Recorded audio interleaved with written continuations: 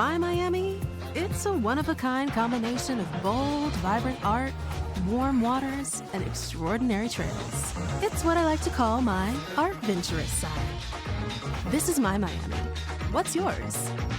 On this season of the Leading with Audacious Confidence podcast, we share stories from corporate executives and tips from those who coach them to high performance on what it really takes to build and keep your confidence in this fast-paced, ever-changing world of business, and how they inspire others to lead with confidence. Be ready to take lots of notes because there's always some juicy nuggets coming your way.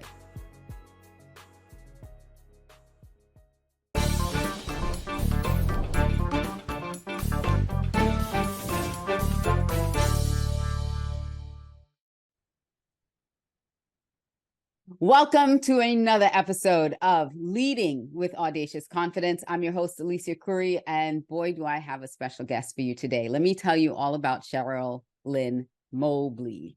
Cheryl is the CEO and founder of reCalibrate, a boutique advisory firm for those who dare to lead, especially those who have what it takes to lead against the current. Her firm identifies choke points so leaders can take their organizations to the next level with minimal angst. In her previous life as a hospital president, her hospital consistently excelled. She reverse engineered what they did to nail 99th percentile performance in their metrics. And so the B99 Guiding Questions Framework was born. Her firm has impacted global brands and mid-market organizations around the world. Today, Cheryl is seeing many of us who lead dive headlong in the wrong direction. We have great passion, but we're digging ourselves a crater, plunging into it and wondering why work is so exhausting. For those bold enough to take a U-turn, work can change for the better. Cheryl is also an author of an incredible leadership book, which we will dive into.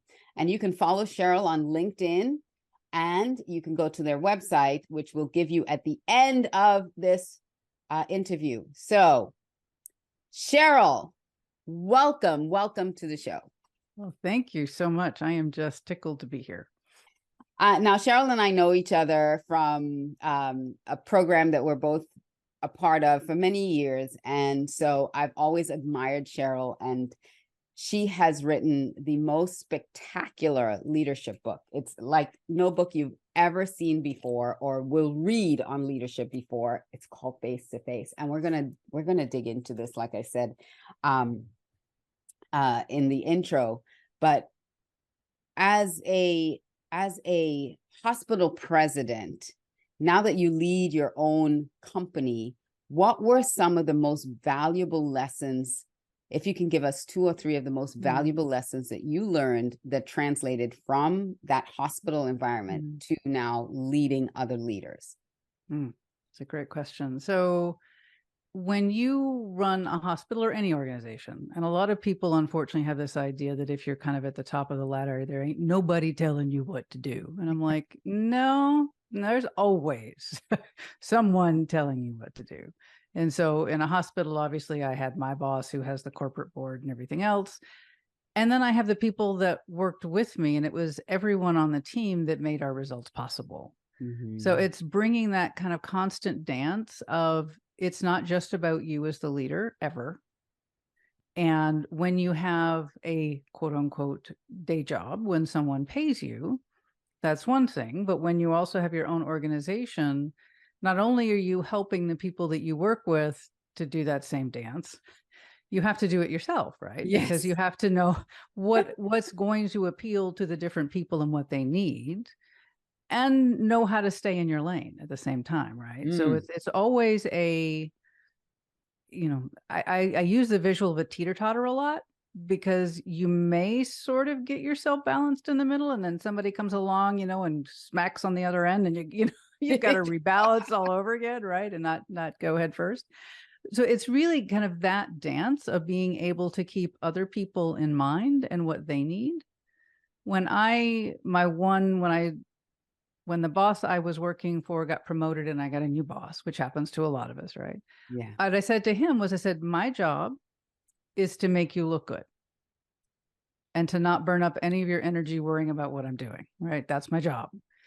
And that same idea comes to organizations, right? Oh. My job is to help them look good and, with minimal pain, angst, suffering, agony, all that good stuff.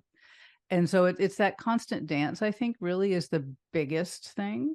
Mm-hmm. And knowing when you run a hospital, and our particular hospital was a smaller one, and there's beauty in small because Mm-hmm. you can pivot quickly. Right. Yes. There's horror in small because if you do anything wrong, you look like you shouldn't even exist anymore because there's no smoothing effect of large numbers, right? It's really obvious if something didn't go well. Yes. And it's being able to go, okay, everybody needs to come forward into this and we all need to do our best and constantly be working, moving, shifting. And I bring that same thing over to work with clients, because if you're not willing to do that, then I'm going to make you psychotic working with us, right? Mm-hmm. Because it's just, things don't stay the same, even if they look like they are. Yeah. And so I would think, those two things would really be there's tons, right? But Yeah, off the top, those would be some of the things that really translate no matter who you are, what you do, where you are. That's amazing.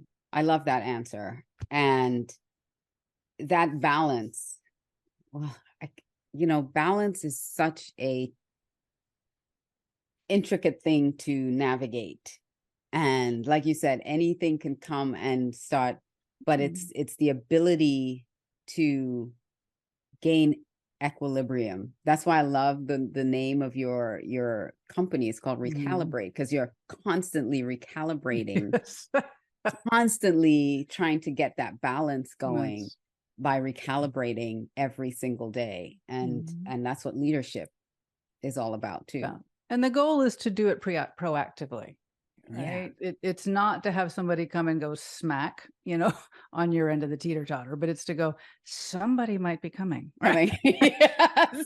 I feel They it in my might. bones. I just know there's going to be somebody, and I'm not going to have the decency to have two people on each side who balance each other out. And so it's really that constant scan that says what's out there and how do we get ahead of it, and not in a I'm going to bury you, get ahead of it kind of a thing. How dare you? But it's like, okay, everything's Staying aware. shifting.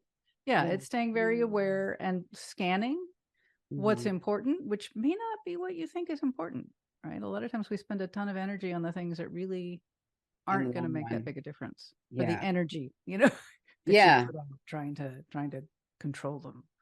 Yeah. The idea of being proactive, when I talk to leaders and you talk to leaders a lot, they always have all these competing priorities, like all this stuff. And they don't think about, well, I don't want to say they don't think about, it's how do they put their mind in that framework to be proactive instead of just responding to fires. So that's one of the things I think as we go through this wonderful book and your advice is to understand how can we take those things off. Like you said, my job is to make you look good. Your boss, my job is to make you look good, and your job is not to worry about all the little things I have to do to make that happen. Right? So you don't focus on, and I guess as they focus on all the things that everybody else is doing, that's what drives them a little bit bananas. Yeah. It does. Yeah. So in order to be a great leader, I believe you have to know how to follow. You really have to know how to be a great follower. And in your book, Face to Face, you so eloquently guide us through this leadership journey based on this fascinating trip that you took. Can you tell us a little bit about that, just what that trip was and what led you to writing the book about, leadership principles from this? Great question. And I would love to say I had it all planned out, and I did not at all, which is actually great for most of us, because it's like you start moving in a direction and then something else unfolds in front of you because you've moved in that direction. Right? And this was certainly a case of that. So I had a friend who invited me on a horse safari in South Africa. And I'm like, excuse me? Horse safari, a Yeah. horse. Or horse, yes. Being on a horse in the middle of a zoo with nothing between you and things that think you look like a really cool meal, right? Yes. That won't be a lot of work to get, right? And I'm like, okay. And you have to be an experienced rider for obvious reasons. Mhm. And so I'm like, okay, well, So we set the trip up, and and you get all these instructions about what colors you can't wear. Like that glorious red you're wearing would be I a know. non-starter, right? No, I will not be wearing this Yes, you in would not wear safari red, because ever. you're like dinner, right? Yes, ever. I look Right. like blood. Yeah, you just don't No. wear red, right? So you get this list. So you're getting all these lists of things to wear and not wear in colors, and you're like, oh, it's getting kind of real, right? And so the whole point, and I loved your lead in about following, because at any given time, all of us need to be able to lead and direct, but we also know when to sit down, pipe down, and either let someone else, quote unquote, More above us, experienced. tell us what to do, or we need to step back and let our team lead. Right. And I agree with you so wholeheartedly, because if you don't have that ability, if your ego is tied up in being the one kind of on the podium, then please don't do this anymore. Right. Mhm. Because you're causing damage everywhere you go. You don't mean to, but you're causing damage everywhere you go. That's not to say there are not times when you have to be the one on the podium, but if you were the only one that gets to be up there, that's a problem. Right. Yeah. And it goes So right anyway. back to what you were saying before too, about don't worry about what I'm doing, so you have to let go of the reins, and we'll talk about reins. Yeah. Horseback, right? Let go of the reins to allow the team to do what they need to do to lead these things, to make you look good as the leader. So yeah, it all comes right back to what you said too. Yeah. So the trip, basically what happens is we would go out every day, twice a day, generally on horseback, out into a reserve that had tall fencing to keep everything in, but nothing between us and them. Mhm. And so it was an interesting experience sleeping in a canvas house, because it's anything that really wanted in would easily come in. Fortunately, nobody decided to visit, and we made sure that our toothpaste didn't get nailed by the monkeys. Apparently the monkeys really love toothpaste. Oh, So you're like, lock it up. Don't leave it around. But you would go out every day, and there were rules. And there were rules not only for you individually, but there were rules for collectively how you behaved and why, right? And to answer your question about when I first thought of this, I'm also a photographer, so my images are in the book. It's a Yes. coffee table book. oh my gosh, I love the images in this book. Thank you. Breathtaking. Yeah. So I'm sitting there at the very first, we went out the first day, and the first chapter starts with what that was like from the time that we left to the time that we did our first ride. And then the second chapter starts with our first real ride out. And I'm sitting there and on my horse, and I'm staying in the formation we're told to stay in so that we all come back in one piece. And it's also really important that we don't distress the animals, right? So, I mean, the guide's in front of us, he's telling us what to do. Right, exactly. To that balance, you have to be harmonious with the environment that you're in. Yeah. And so you're basically being a good guest, right? I mean, because it's their home. We're just visiting. And I'm sitting there and I'm thinking, I really didn't think we were going to be this close. And then the guide goes, okay, let's go closer. They're calm now. And I'm sitting here going, are you kidding me? What? There's not a thing I can do except move along with everybody else. I can't leave, right? Yes. That would be a really bad idea. Right? And so you're there, and I immediately, my brain just started thinking of all the leadership dynamics, right?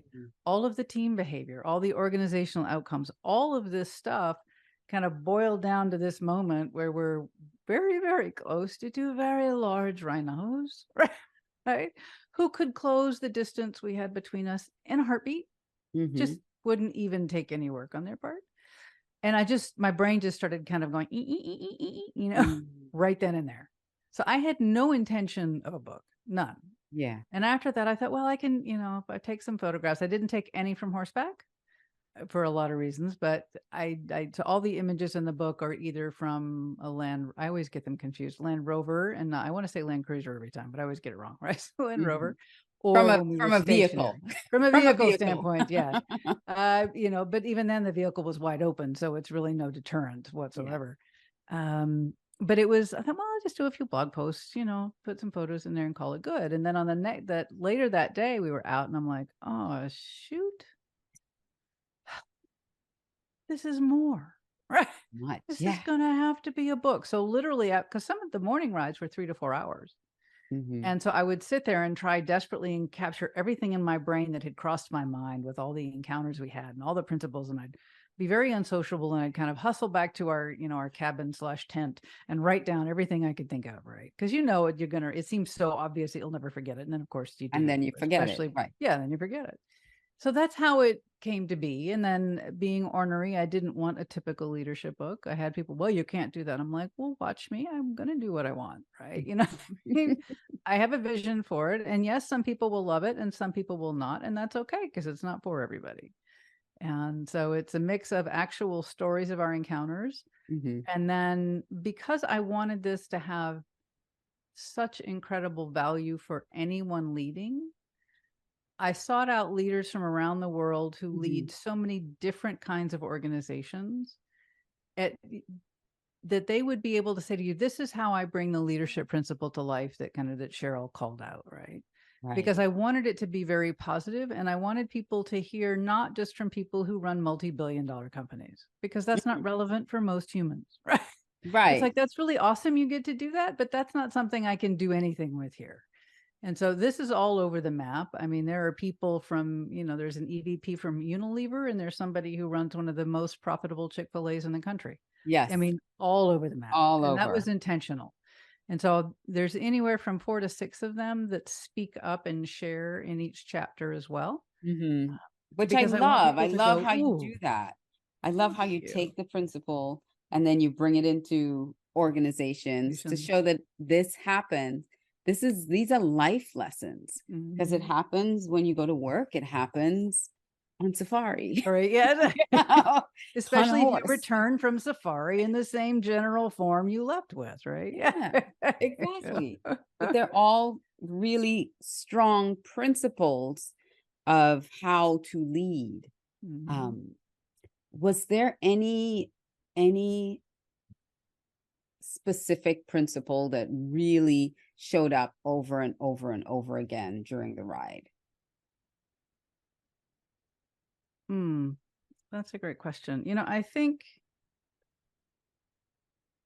one of the things I talk about in the book, and I don't really hear people talk about it this way. We hear trust all the time. You must trust. Well, duh. You know, I'm sorry. When things are obvious, I call them duh moments. And when I'm really embarrassed that it took me so long to see something, I call it a duh moment. I don't call it an aha moment if somehow it's eluded me for years, right? It's a duh. But my son says, duh. Well, there you go. He's got, if he's, you know, he's got to make it cooler than I would, right? You know, and so I'll have to try that one and see if it works for me. But we tend to focus in organizations on, and we judge leaders on, do their people trust them? You know, we do 360 surveys out the wazoo. We do all this stuff. We say if people leave, it's because you suck, right? I mean, all of these. Right. And what we don't talk about is that, well, if you and I work together, and as far as the world might be concerned, you have a higher job title than I do, you need to be able to trust me too. Right? Sure. And if I have people that I'm on a team with or working with or get thrown together on a team with, we need to be able to trust each other too. And so I kind of call that circular trust, right? We tend to just get really fixated on, do you trust your boss? And I'm not saying that's not important, because your manager, leader, pick your word, needs to be and needs to earn trust. Correct. But as someone who works with them inside an organization, you need to be trustworthy too. And so on this trip, we had on the very first night, we get rules. You will do the this. 13 rules. Yes, you will never do this. You will not ever do that, right? And so like I said on that when you asked me about, how did I come to think this might be a book, when I'm sitting at that encounter, it's like, I can't leave. I mean, I can't leave for my well-being, Right. but I also can't leave for everybody else's. For the team. Right. And so we've missed that lately, that Yeah. concept. And so every single ride, every single encounter, there's the opportunity for things not to go well. Our guy would go, "Oh, those are big cat tracks. Let's go find them." And I'm like, why are we walking into it's like lion's horse, den? human, lion, And what's Okay. fascinating? I found it fascinating that none of you, other than you and your friend, knew each other. Like immediately, you had to trust your guide, trust your horses, and trust each other There. immediately. And you raise a good point, because the other piece to this is our horses had to trust us as well. Right. Right. Because they knew what they to could do. become skittish if you're skittish. Well, exactly. Because they're like, "What are you freaking out? Yeah, I know it's an elephant. Just calm down." Right. Right. And the different horses had, just like people, one did not care for elephants. Like, I don't like elephants. And they're like, "Oh, a cat must be around because so-and-so doesn't like big cats." I'm like, sounds like a smart not like to me. Right. Can I have that horse next time? Yeah. The one that goes, "I don't think so." Right. He's like, "Go So forward." yeah, it's and a lot of, exactly. They're like, yeah, no, you go. Yeah, that's good. There you go. You can come off and you can walk. Yeah, you won't come back, right? But you can try it and see how well it works for you. Right. But yeah, I mean, some of the people had actually met from prior trips, but the only person I knew was, to your point, my friend. None of us knew the guide, who we had met right before we get ready and go out, and so there isn't the time. But what's fascinating to me, his demeanor was such, and his approach was such. This is Ray. There's a photo of him in the book, because Ray's just amazing. That was so perfect for that setting, because he was very calm, but he was very firm. He was very clear that we were not going to mess with the animals. He was very clear this is how we did things, but he also wanted us to learn, and he would invite us to do things. We're like, "No, Ray, no, I don't need to eat the poop. I don't." He said, "Well, it's just grass." That's cool. No, I'll Really? just, you go. Right. No, see, so he had been, in the past, he had been on walking tours and kind of an ecological type study. Right. So his knowledge was unbelievable. And his ability to call out all the little subtle signals was fabulous. So that gave us confidence. The last thing you want in that kind of setting is somebody who's like, "Well, I don't know, should we or shouldn't we? I don't know. What do you think? I don't know." So we've gotten to the point where we're like, everybody should have the same voice. Everybody should lead. And that's kind of like your comment earlier about leaders who have all these priorities. I'm like, no, you don't. You can't. You are a finite resource. Yeah. You may have a lot of things that spin you like a gerbil in a wheel or a top, right? But you don't have multiple priorities. You can't. It's It not just even means you haven't chosen, right? right. Priority is singular. It's not. It's exactly. not plural. But we've somehow made it plural and think that Plural makes in perfect this sense. country. Yes. And it's like, no, it's an assumption we've accepted to our detriment, that you can have multiples. And so we've gotten really bad at making choices, because we treat it like a failure, as if we can't do everything. Yeah. Right. It's like, well, no, we really can't, but we've given glory to the delusion that you can, which sets everybody up to fail. It sets our teams up to fail. It sets our organizations up to fail. When I first came into the presidency in this hospital, I was asked to take the role. And I said, "Okay, here's the deal." I said, "Our hospital is far and away provides the best care. No question. There are people that if they had gone elsewhere would not have survived. No question. Right? I mean, just none. But we're dated. We look dated. And so when people are doing tours, they don't see our care yet. They look at the physical environment and they make their decision based on that. And we always had incredibly, how do you put this delicately, incredibly sporty financial targets. Right? Okay. And what I said, here's the deal. I said, we will always do our best. but you are tying more than one hand behind our back if you will not give us money to have our physical appearance match our care, because that's how people decide. So just understand, if y'all decide that's not a priority, that's fine. But I'm not going to do handsprings because it's not going to be possible. So let's just be clear right now, you know. Yeah. And we got the money, people don't right? realize still, first impressions make a difference. Oh, they do. Visuals. That's all you make a have to judge difference. on. That's all you have to judge on. Judge on, Visuals yeah. make a difference. Yeah. So if I it could was, be here in my pajamas and no makeup, I would. But we're recording for video, so yeah, just you gotta do all this stuff. Yeah, you know. So it's that kind of an attitude, I think, that just says we cannot do everything. And I think that one of the mistakes I see people making is they're drinking that Kool-Aid that we can. And they're not saying in a very, I was not rude. I was very respectful. I'm like, we will do absolutely everything I can, but just understand you're giving me a mountain I can't climb. And I'm not going to lose sleep over it. I'm just not. Okay. So y'all make the decision based on larger priorities, but just understand what that does for us. And know we will still do the absolute best we can. But don't have delusions of grandeur. Yeah. That it's going to be this way when you haven't given us the resources that we need. Right. Yeah. And so it's that conversation, and there's a way to have that conversation, and there's a way not to have that conversation. And we did get the funding, and it was amazing.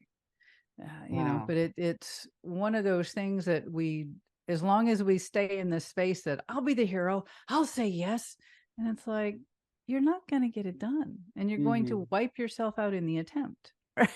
It's just not, we've just seemed to have lost that ability to say, we have to make a choice, a choice, right? You know, that's true. We have to kind of do that. And so we've lost that a little bit, or a lot actually, but. And I want to explore that further, but I do want to get back to Ray's leadership, because again, if people are coming in, nobody's ever met him before, he has to establish his credibility, his authority, and do it in such a confident way, because this is about leading with audacious confidence. Do it in such a confident way that gives you trust and confidence in him, without it being like, well, he's such a know-it-all, and he just, like his ego is all the way up the wazoo. No, he's coming in there with, listen, this is a dangerous assignment we've all volunteered. You've paid for, and you're paying me for. But there are rules that you have to follow. So he set the culture of what this trip was going to be immediately.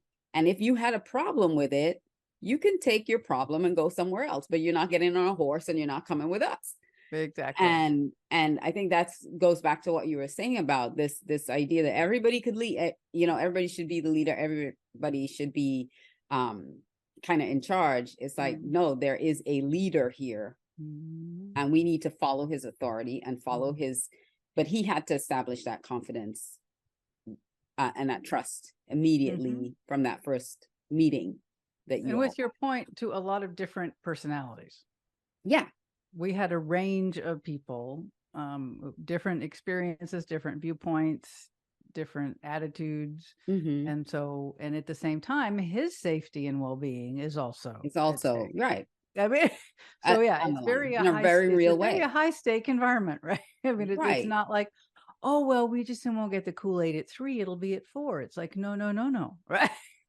Somebody might not come back, right? Not okay. Or you make it worse for the next trip because of something that seemed fine to you, because you didn't think you had to listen to that person.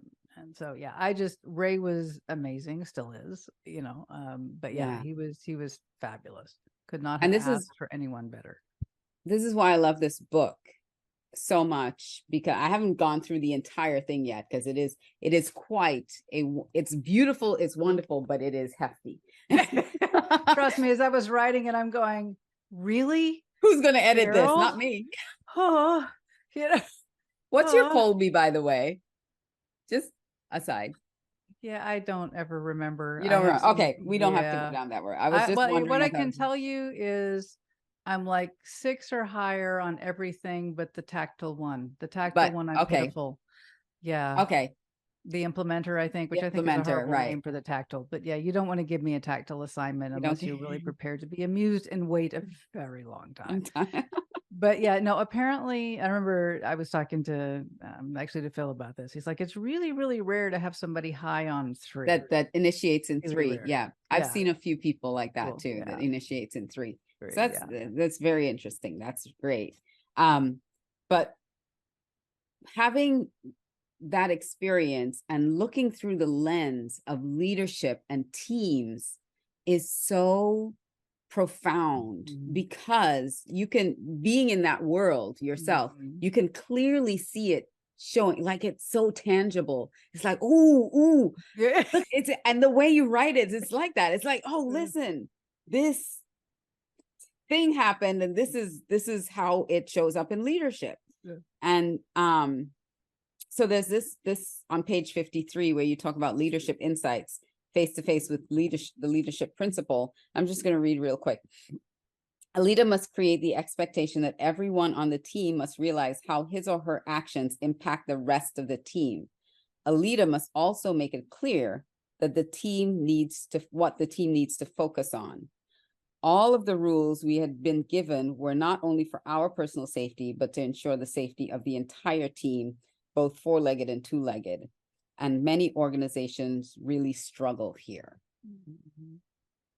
They struggle to see how each member affects the dynamic of the whole.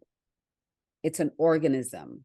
And when one part of that organism is out of whack or suffering or, doing their own thing, it affects the entire organism. So I love how you put that. And then you go on to share some more things. I could just like read I could just sit here and read it. Well, I am chapter for you, thrilled that it's striking you that way, because that was my hope as I was writing it, right? That it would be engaging and useful at the same time. But yeah, we unintentionally send mixed signals. And I'll just give one really easy example. We say, Alicia, it is so important. Teamwork is such a priority here. The task that y'all have been given as a team is a game changer, yada, yada, yada. Oh, and by the way, your review and your raise is all about you individually. That is a double binding message. Yeah. And That's I'm like, oh, yeah. And so, but we don't think about that. It's like, well, how But we do that to teachers too. Yeah. We do that to like teachers. their score. Yeah. On It's what like, might probably not be a very useful assessment is how we determine if you're any good or not. So then we're really teaching people not to think. So you don't want me to go there. that's a whole other book. That's the next book. There you go. So, it's one of those things that we just need to really look at. What is the message I'm sending?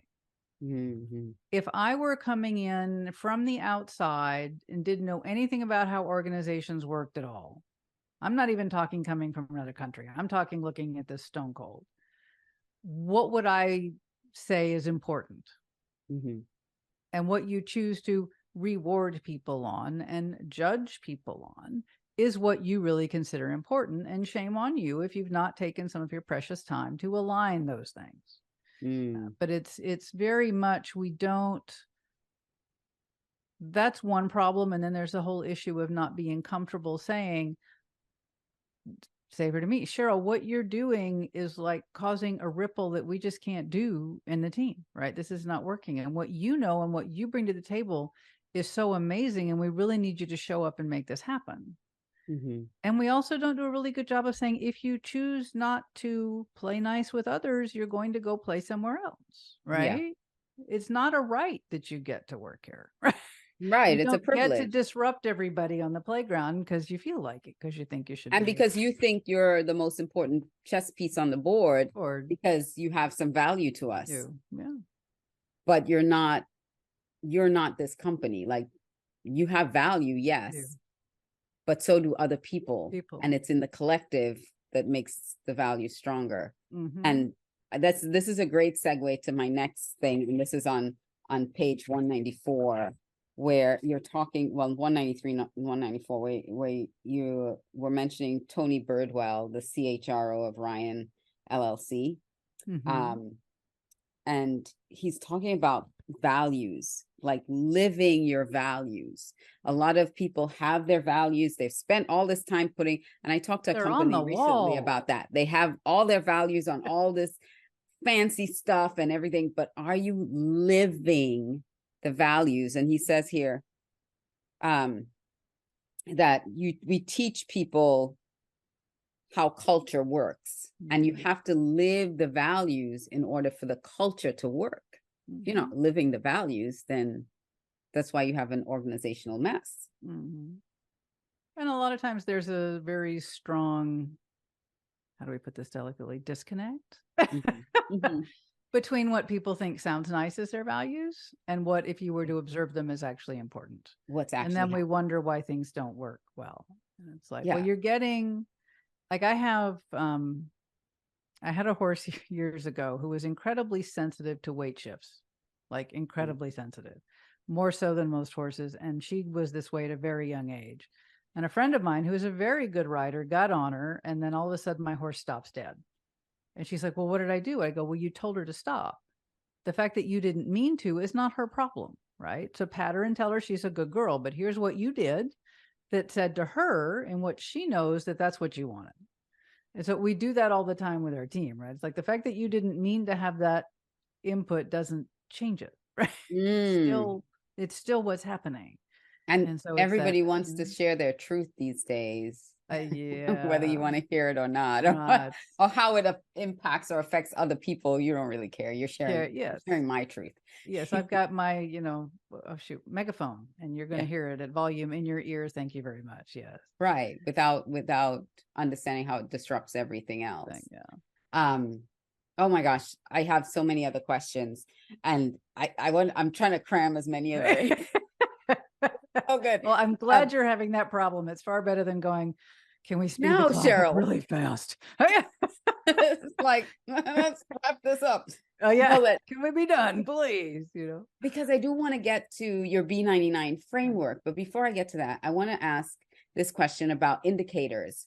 Are there any particular indicators that leaders might be allowing the organization to drift in the wrong direction? You guys you all had to be, you talked about there were times when you could ride side by side, you have to ride single file. And then when you stopped to be at an animal, you had to like fan out around, the lead horse, Good job, you. Yeah. I wrote some stuff. Yeah. And it stuck. Very cool. But you all were following the lead. And so when things start going in the wrong direction, how can leaders like really understand, hey, the team's drifting in the wrong direction. I'm not leading them well. Something's going awry. So great question. I think if you're like, oh, it's Monday, that's a good indicator. And I'm not being cute, right? I mean, if it's wiping you out, if the thought of it is just like an energy suck, there's a problem. Now, don't get me wrong. I'm not saying it should be like, we don't have the little music and the little stuff. We're not like Cinderella with that. Yeah, it's like that. I'm not talking about that. I ran a hospital. Okay. I mean, but you can feel it. The dread of every morning. Yeah. I mean, you can feel it when you're thinking about going in. You can feel it when you walk in, if there's kind of tension. I mean, when I was interviewing for jobs and I'd walk in, I'm like, oh yeah, how fast can I do a Yui? Right? I don't even need to talk to anybody because this is just like, whoa, right? The energy in here. It's just like, somebody's throwing bricks at your head.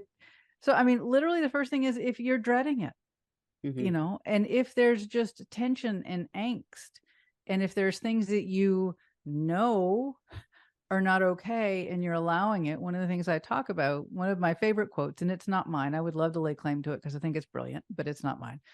But it's what you permit, you promote. Yes. That was from Ryan. I just saw that too. And it's just, I cannot tell you how many times I have trotted that out, right? Because if you are seeing me do something and you don't want everybody else in the organization to do it, if you don't deal with me on it, you're basically blessing it. Mm-hmm. Because everybody's watching Cheryl do this thing and nothing happens to Cheryl. So, oh, okay. Free game. Must be And all especially right. if it's something against your values, Oh, it yeah. might Well, not and be horribly against your values, but it's something it that, doesn't matter. It's the yeah, precedent, right? And it's a precedent. so, Exactly. yeah, That's the whole point. It's there's you're setting a precedent that right. it's okay. Yeah. So I think, A, how you feel, B, how your place feels. It doesn't matter. I mean, it's exacerbated with the Zoom call kind of thing because those are so stiff, formal, and horrible generally anyway. I mean, there's ways to make them better, but nonetheless, it's a tough sell. And just obviously your results, right, is an obvious thing. If things are not going in the right direction without good reason, I'm not saying things always go up. I don't have that delusion either. But the other thing is, if you do, and you raised this beautifully earlier, if you have people thinking that this is their platform to share their truth, Mm-hmm. if it's all about them, then you have not made it clear and you have allowed to flourish that this is kind of my place to hijack. Right. And it's not. Not about the team anymore. It's all about each individual. And so if you've got that kind of stuff going on, then it is so spiraling out of control. Mm-hmm. And I'm not pointing fingers at any leader, because you may have someone above you who says, deal with it. I don't want to hear about it. Don't get anybody upset. Yeah. Well, that's crazy because everybody's already upset. Right. Yeah. Yeah. So I'm not pointing fingers at anybody, but these are all indicators that you are running full tilt into a disaster. Mm-hmm. And people are either going to physically stay and emotionally leave, or you're going to leave, or you're just going to stay, but it's all you can do to make yourself get up and go do it. And every weeknight and weekend is a futile attempt to recover, right? For you and your team, because they're struggling too. They're struggling too. Yeah. Even the people that are screaming the loudest are struggling, right? Mm-hmm. Yeah. Yeah. It's because it doesn't feel right. I mean, there are times when, kind of collaborative decision-making, collaborative kind of leadership is great, but there's a lot of times when it's not. Mm-hmm. And we confuse them, and it's like, there are times when you need to say, this is the way we're going. Okay, here's why. And if y'all see another reason, great, let's talk about it. Sometimes it's like, no, this is the way we're going. It's been given unto us, right? Mm-hmm. And sometimes it's like, hey, we're looking at a couple of options, what makes the most sense. But a lot of leaders, when they want to invite kind of conversation and input and insight, don't do the job they could at making it clear that, okay, Cheryl, I'm asking you for your input, and it might actually change things because we've got some room to move. Mm-hmm. Or I want to see how we can do what we've already been told to do, but we can't not do it. So I just want to be clear. A lot of people think they're being asked to shape the world, and they're really not. And then that hurts trust, because I thought I was going to be able to change the outcome. And so you need to be really clear when you're pulling people in, what you're pulling them in for, right? And what the limits are, what the non-negotiables are that you've been given, because they're always non-negotiables. They're always. They're not, there should be, right? That kind of leads me back to a question that I had earlier that I didn't mention because the conversation was going so well. At the beginning of this, you said when you all met Ray that he gave you rules and why. How important is it that people on the team understand the why? Oh, it's vital if you want to work with adults, I mean, because even when you're saying, I mean, you have kiddos that are now older kiddos, right? But, because I said so doesn't work real well, right? Yeah. Right. Not for long. It works really well when they're like 1 and having a temper tantrum, but as they get older, they want to know why. Mm-hmm. And you want everyone to know why, because and not just it's tied to your bonus. That's right. Not a why. Yeah. I mean, the why is not only about respecting that they're giving their time to the organization, they're giving the time to what y'all have said you're here to do, but it also shapes and develops them and helps them make better decisions, because they understand what they're shooting for and what's okay and not okay. So then they can come to you with fabulous ideas that are in line with that, instead of spending a ton of time coming up with something that's awesome, just not there. Right. And they can recognize when things aren't going in the right direction very quickly if they understand what the mission is and why. Why? Then they could see, oh, okay, we're drifting and kind of in the wrong direction here. So that you have more allyship, more eyes and ears. Beautiful. Yes. The direction that we're headed in. Oh gosh, there's so much. Can you talk about the B99 Guiding Questions Framework? In 30 seconds or less. Yes.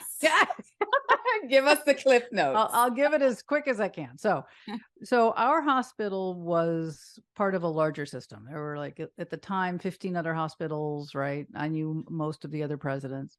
We all ran different kinds of organizations, but lots of fabulous leaders in this organization. And I was looking at our hospital results, which were consistently amazing. And let me be incredibly clear. I'm not saying it's because Cheryl is amazing. Okay. We were already good. We got even better. We had an amazing team. But what made us really unique is we were consistently amazing. We didn't have the up, the down, the up, the down. Right. And so I was like, what do we do differently than the people who are cranky at us? You go, well, they always do good. And I'm like, well, maybe you should be asking what they're doing, right? That would be a better response, right? Than being cranky about it would be going, how can we do what you do, right? Right, exactly. And so the B99 Guiding Questions Framework came from that. It came from me going, okay, I know what's going on in a lot of these other places because I know a lot of people. So what are we as leaders, as teams, kind of in the way we interact, the way we approach every day, the way we approach what we're here to do? How are we different?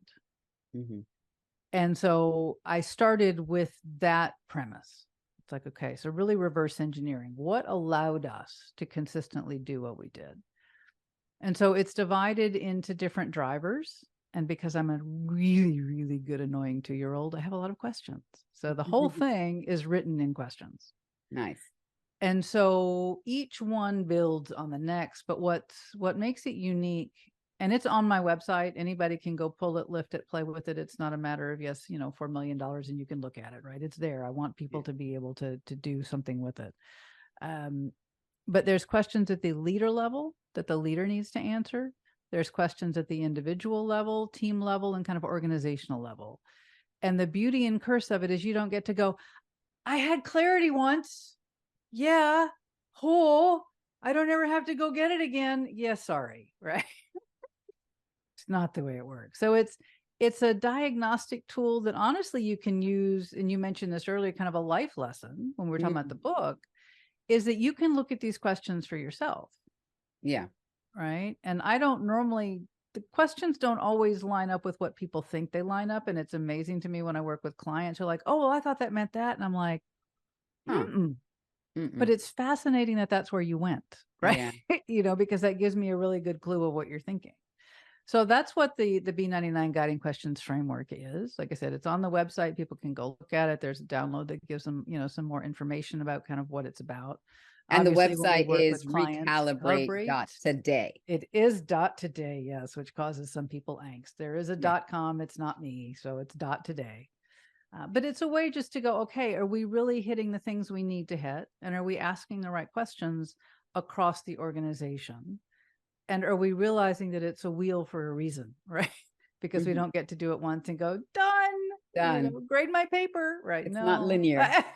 It's not the way this works. So they all feed in and flow back and forth. So there you go. There was my B99 Guiding Questions Framework. The 99 is from the 99th percentile performance, which means that only 1% of the people or organizations are doing what you're doing better than you.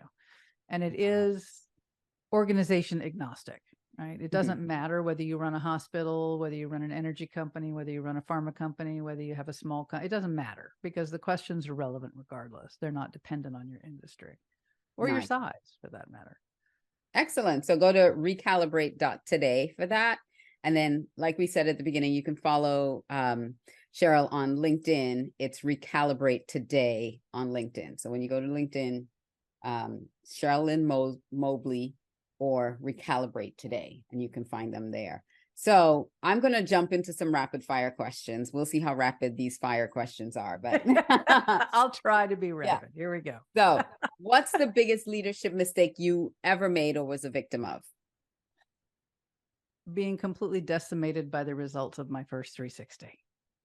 Ooh. made me never want to just show my face again. Wow. It's horrible.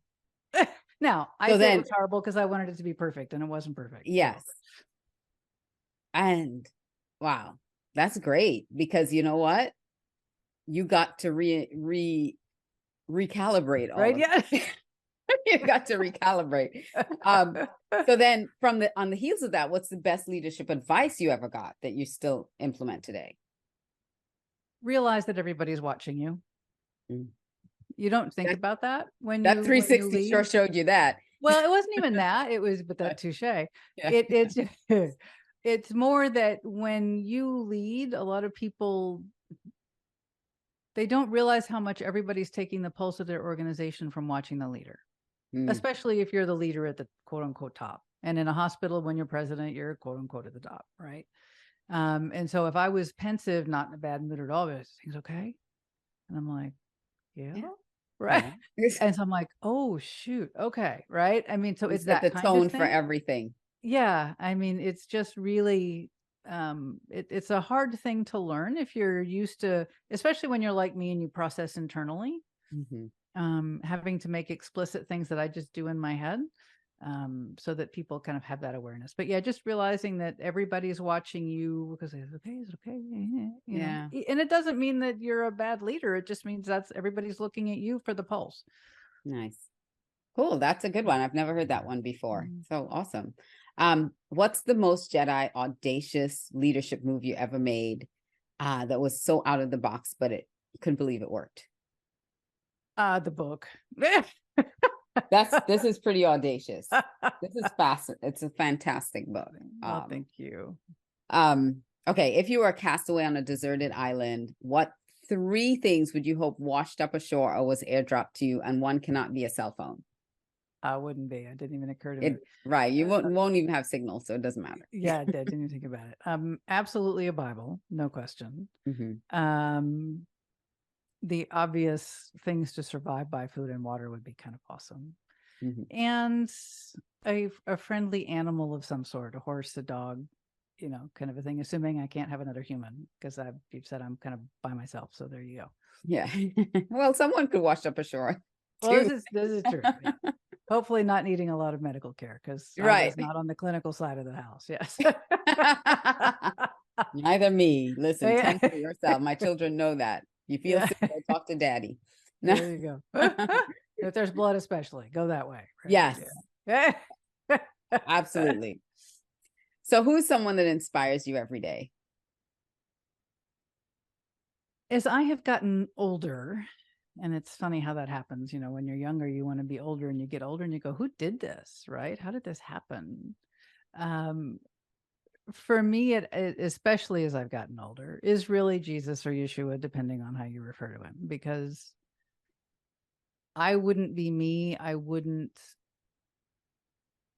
just say I wouldn't be me. I mean, there is so much the revelation wisdom, of brilliance, directness about in it, perfect examples of way more things than I mention in the book, but really it's about clarity. This is what important. This is not. This is how we treat people. This is not, having high standards. This is what this is how we do these things. Right. I mean, all of these things, that the ability to be kind of direct and loving at the same time, because I think we've confused caring for people with allowing them to steamroll you and allowing them to believe whatever they want or say whatever they want. And that's not a kindness. If I think laying on a railroad track is a cool thing and you don't want to say anything to me because you might hurt my feelings, well, we both know I'm going to get crushed.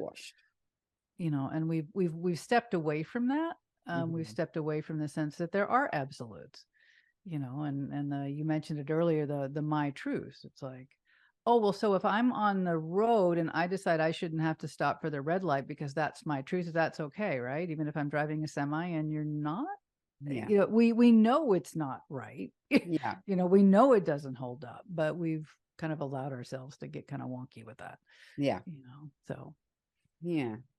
Well, then this might be the same answer. I don't know. I'm going to ask a question, but if you could choose one person, real or fictional, past or who's alive today, who would you want to sit down and break bread with?